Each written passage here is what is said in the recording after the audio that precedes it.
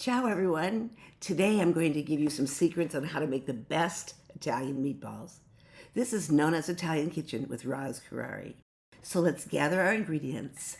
First you'll need ground beef, mild Italian sausage, ground pork, ground pancetta, and ground prosciutto. You'll also need eggs, parmigiano, diced onion, minced Italian parsley, minced basil, minced garlic, oregano, rosemary, and sage, and a little flour for your hands and to dredge the meatballs. You're also going to need Italian bread with the crust removed, sliced, 1 day old, and very hard and dry. Soak this bread in whole milk. You're going to need a lot of milk, plus water.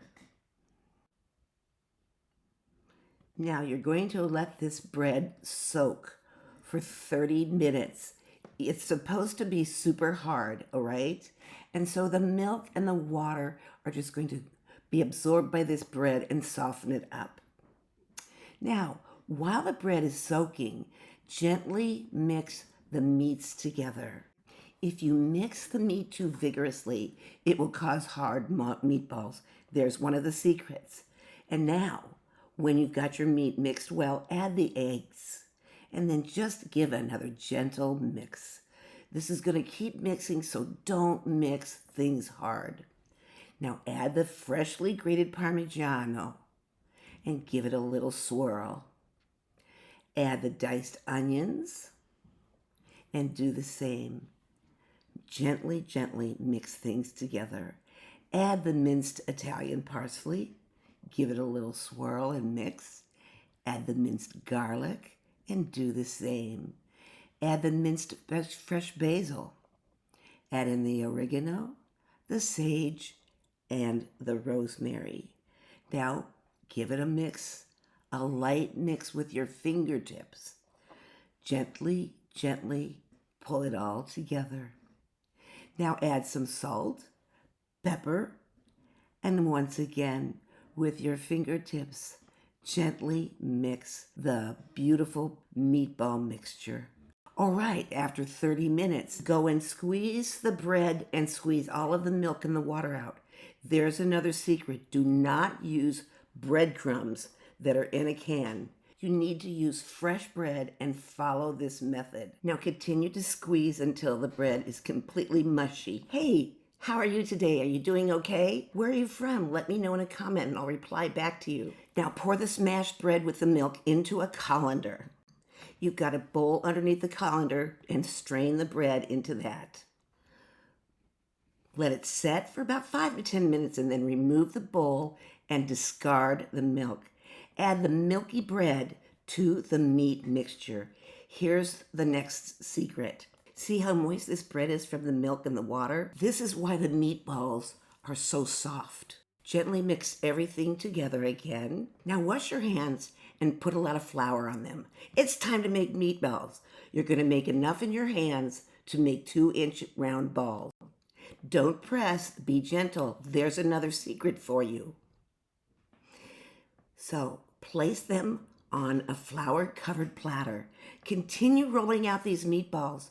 You're going to make not just 1, but 2, and now 3, and even 4 platters. You're going to make about 40 meatballs with this recipe. And that's a lot of meatballs. But you're going to just love these. And so will your family and friends. Just look at those, ready to be baked, seared, or fried.